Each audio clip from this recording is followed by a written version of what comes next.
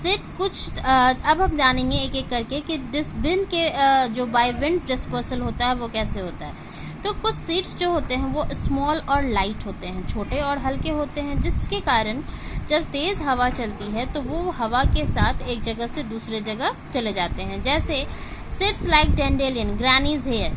Grannies hair students, दादी नानी के जो बाल होते हैं व्हाइटिश कलर का, आप लोगों ने देखा होगा कि हवा में वो सीड के साथ व्हाइट कलर का वो सीड होता है जिसमें white just like a hair, granny's hair, वो लगे होते हैं और वो हवा के साथ फ्लोट करता है। तो ये जो हेयर्स लगे होते हैं उनमें, डैंडेलियन में टफ्स ऑफ हेयर होते हैं, ये हवा के साथ फ्लोट करते हैं और वो एक जगह से दूसरे जगह डिस्पर्स हो जाते हैं। ओके, नेक्स्ट है कुछ प्लांट्स वाटर के कुछ सीड्स जो है वो वाटर के थ्रू भी डिस्पर्स होते हैं। तो जो प्लांट वाटर के आसपास ग्रो करते हैं उनके फ्रूट्स और सीड्स वो जब नीचे गिरते हैं तो वो पानी के साथ फ्लोट होकर के एक जगह से दूसरे चले जाते हैं। अब बात आती है कि अगर वो डायरेक्टली वाटर में चले जाएंगे तो वो क्या हो जाएगा, गल सकता है, राइट। तो उसके लिए उस फ्रूट में हस्क लगे होते हैं जो कि सीड्स को प्रोटेक्ट करते हैं। जैसे कोकोनट, वाटर लिली या लोटस के सीड्स जो होते हैं, कोकोनट में आपने देखा होगा ऊपर से हस्क लगे होते हैं जो पानी में उन्हें बचा के रखते हैं, किन्हें, सीड्स को। ओके, तो इस तरह से बाय वाटर डिस्पर्सल हो गया। नेक्स्ट बाय एक्सप्लोजन, कुछ फ्रूट्स जो हैं जब वो राइप हो जाते हैं तो वो ब्रस्ट कर जाते हैं, और जब वो ब्रस्ट करते हैं तो उनके सीड्स एक जगह से दूसरे जगह फैल जाते हैं, जैसे बीन्स एंड पीस के। Balsam fruits and rubber fruit scatter their seeds by explosion. Okay, ये जो बल्सम फ्रूट्स है, रबर फ्रूट्स है, ये सारे क्या है, बाय एक्सप्लोजन एक जगह से दूसरे जगह जब वो पक जाते हैं, राइप हो जाते हैं पूरी तरह से, वो ब्लास्ट करते हैं, उनके सीड्स एक जगह से दूसरे जगह चले जाते हैं। ओके, नेक्स्ट है बाय एनिमल के हेल्प से कैसे डिस्पर्सल होता है। तो कुछ फ्रूट्स जब एनिमल्स जो हैं, हर्बीवोरस एनिमल्स, वो फ्रूट्स को खाते हैं तो उसके जो उसके आसपास कुछ प्लांट्स लगे होते हैं उसमें कुछ में हुक्स लगे होते हैं, स्पाइंस लगे होते हैं और स्टिफ लगे होते हैं। ये एनिमल्स जब वहां पे से गुजरते हैं तो वो उनके बॉडी में चिपक जाते हैं, या हम लोग भी इंक्लूडिंग ह्यूमन बींग्स वो भी जब वहां से आसपास गुजरते हैं तो वो उनके कपड़े में चिपक जाते हैं, और जब वो एक जगह से दूसरे जगह जाते हैं तो फिर वो उसे अपने बॉडी से साफ करते हैं, तो वो एक जगह से दूसरी जगह को उन्होंने सीड को पहुंचा दिया, राइट। तो इस तरह से उन्होंने सीड के डिस्पर्सल में हेल्प किया। अब कुछ एनिमल्स जो हर्बीवोर्स होते हैं या बर्ड्स जब फ्रूट को खाते हैं तो उनके सीड्स जो हैं वो उनके बॉडी से एज अ वेस्टेज के रूप में पास आउट हो जाते हैं, इन द फॉर्म ऑफ वेसेस, ओके, सॉलिड वेस्ट के रूप में। तो उस तरह भी उन्होंने क्या किया, तो सीड का डिस्पर्सल किया। दस animals become the carrier of plant seeds. Okay, तो हमने अभी तक जो जाना वो है सीड के स्ट्रक्चर के बारे में जाना, सीड के जर्मिनेशन के बारे में जाना, अब डिस्पर्सल जाना।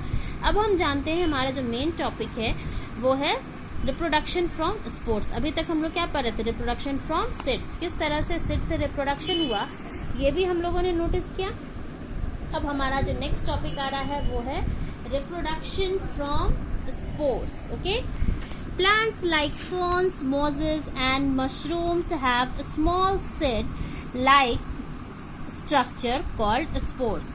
कुछ plants जैसे कि ferns, mosses और mushrooms, इनमें एक small seed like structure होता है जिसे कि हम लोग क्या कहते हैं, स्पोर कहते हैं, इनके सरफेस के अंदर।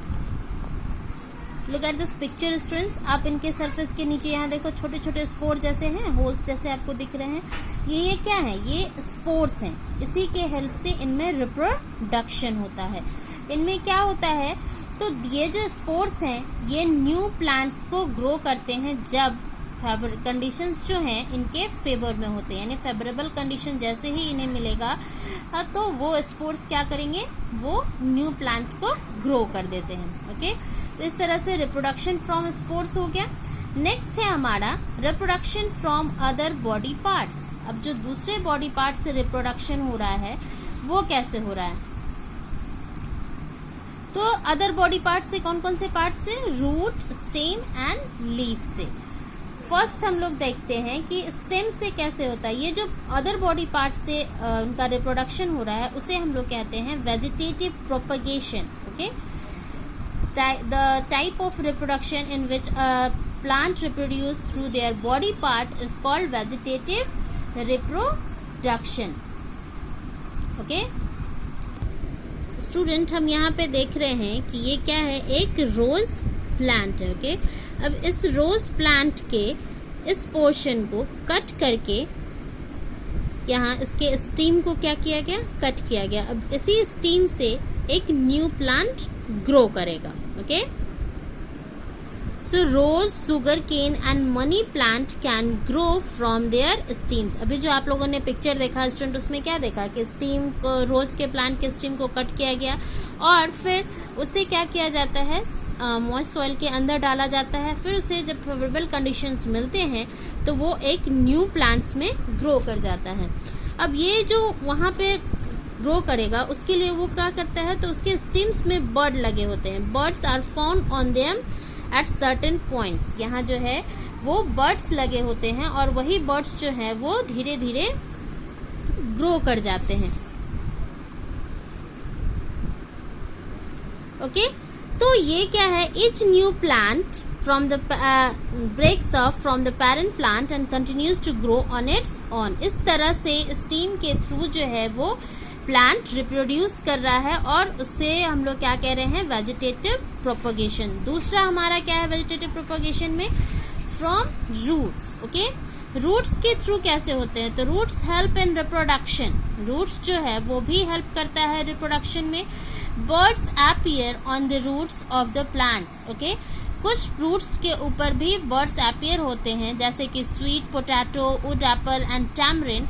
और उसी बर्ड से फिर जब उन्हें सो किया जाता है तो वो क्या करते हैं, एक न्यू प्लांट ग्रो करते हैं. लीव्स के थ्रू कैसे, तो बैंगो, leaves of begonia bryophyllum grows buds on their edges. कुछ लीव्स ऐसे होते हैं जिनके एजेस के ऊपर, ये जो लीव्स है इसके ऊपर यहाँ इस तरह के बर्ड्स ग्रो कर जाते हैं. छोटा सा एक गांठ जैसा स्ट्रक्चर स्टूडेंट. तो ये बर्ड्स एक्चुअली कलियां, तो ये क्या है, ये जब ग्रो करता है और यही बर्ड्स जब नीचे, लीव्स जब नीचे सॉइल की तरफ टच करता है तो उन्हें फेवरेबल कंडीशन मिलने लगा. तो इस तरह से वो ये बर्ड्स के थ्रू न्यू प्लांट को ग्रो करते हैं. ओके, तो इस तरह से हमने वेजिटेटिव प्रोपगेशन समझ लिया स्टूडेंट्स. अब आपसे यहाँ पे कहा जा रहा है फन टाइम में कि take a stem cutting of a money plant. आप मनी प्लांट नहीं भी ले तो आपके पास अगर रोज प्लांट है तो आप उसे ले सकते हो, उसके स्टीम को कट करो. स्टीम मीन्स व्हाट, कौन सा स्टीम, जिस स्टीम में छोटे छोटे बर्ड्स लगे होंगे यहाँ पे. ओके, उसे क्या करना है, ग्लास जार में रख देना है जिसमें कि वाटर होना चाहिए. Leave it on a window sill where it gets sunlight. आपको वहाँ पे छोड़ना है उस विंडो के पास उसे, जहाँ पे उसे सनलाइट मिल रहा है. ओके, आप जब कुछ दिनों के बाद उसमें देखोगे तो आपको दिखेगा कि उस ग्लास में उसके रूट्स जो हैं वो डेवलप कर रहे हैं. ओके, तो इस तरह से हमें क्या दिखा कि स्टेम, रूट और लीव्स के थ्रू भी प्लांट्स रिप्रोड्यूस करता है और इस तरह के रिप्रोडक्शन को कहा जाता है वेजिटेटिव प्रोपगेशन. ओके स्टूडेंट, अब कुछ प्लांट्स जो हैं वो बाहर से भी आए हैं. ओके, हमारे यहाँ जो भी फ्रूट्स, वेजिटेबल या दूसरे प्लांट्स हम लोग देख रहे हैं उन सब का ओरिजिन हमारे इंडिया में नहीं हुआ है. हमारे यहाँ जो भी फ्रूट्स है, जो भी फ्रूट वेजिटेबल है, उनमें से कुछ ऐसे भी हैं जिनका ओरिजिन फॉरेन कंट्री में हुआ है, यानी वो बाहर से हमारे यहाँ आए हैं. ओके, तो ये सारे जो हैं प्लांट्स फ्रॉम फार अवे, ऐसे प्लांट्स के बारे में जानेंगे अब हमें जो कि हमारे यहाँ दूर से आए हैं. ओके, तो दूर से आने वाले प्लांट्स में सबसे इम्पोर्टेंट जो हम लोगों, जो अर्ली मॉर्निंग हम लोग उठते हैं हमारे घरों में सबसे पहला चीज़ क्या मांगा जाता है, चाय. Yes, T. क्या आप लोग जानते हैं स्टूडेंट्स, ये टी जो है उसका भी ओरिजिन हमारे इंडिया में नहीं हुआ है. ये टी हमारे यहाँ और चाइना से आया है. T has its origin in China. इसके पीछे बहुत ही इंटरेस्टिंग स्टूडेंट्स है, एक स्टोरी है स्टूडेंट. ओके, ये क्या स्टोरी है, तो चाइना में कोई एक डच पर्सन थे जिनके यहाँ कुक वो फूड प्रिपेयर कर रहे थे. तो उनके लिए वो वो जो पर्सन थे, जो ओनर था, वो ऑलवेज हर दिन सुबह में एक ड्रिंक लेता था. तो वो जो कुक उनके लिए ड्रिंक प्रिपेयर कर रहा था, उनके गार्डन में विंडो के बाहर टी लीव्स ग्रो किया। ओके, जो टी लीव्स ग्रो किया, तो जिस समय वो कुक वो ड्रिंक प्रिपेयर कर रहा था, एक्सीडेंटली वो टी लीव्स जो है उस ड्रिंक में चला गया, राइट। अब जब ये टी लीव्स उस ड्रिंक में गया तो उसने नोटिस नहीं किया, उन्होंने वो ड्रिंक अपने ओनर को सर्व किया। जब ओनर ने उस ड्रिंक को लिया तो उन्हें उस दिन उस ड्रिंक का टेस्ट कुछ अलग लगा। उन्होंने अपने कुक से पूछा कि आज आपने इसमें क्या ऐसा डाला है जिसके कारण इसका टेस्ट इतना एनहांस कर रहा है, इतना अच्छा लग रहा है। ओके, तो इस कुक ने वो फिर नोटिस किया कि अरे वो जो विंडो के बाहर जो पत्तियां हैं बाहर से नीचे की तरफ, वो कुछ पत्तियां उस ड्रिंक में चली गई हैं, जिसकी वजह से ये इतना टेस्ट इसका एनहांस हो गया उस ड्रिंक का। तो इस तरह से टी लीव्स की खोज हो गई। और टी लीव्स के कुछ मेडिसिनल वैल्यूज भी होते हैं। ओके, तो Chinese begin to grow, China में वहाँ के लोगों ने, चाइनीज ने जो इस तरह से चाय की शुरुआत हो गई, और 1700 ईयर्स अगो, ठीक है, उस समय इसकी शुरुआत हुई थी। इसके टेस्ट और मेडिसिनल वैल्यू के लिए टी लीव्स को ग्रो करवाया जाने लगा। ओके, अब इंडिया में टी लीव्स को कौन लेके आया है? तो इंडिया में टी लीव्स को लाया है ब्रिटिशर्स ने। Tea plant grows well where the air is warm, humidity is high and there is plenty of rainfall. इसके लिए भी कंडीशन है स्टूडेंट्स, हर जगह पे टी लीव्स ग्रो नहीं करता है, टी प्लांट्स ग्रो नहीं करता है। वो उसी जगह ग्रो करेगा जहाँ पे एयर वार्म होगा, ह्यूमिडिटी हाई होगी, और साथ ही साथ ऑलवेज बारिश होती रहती है।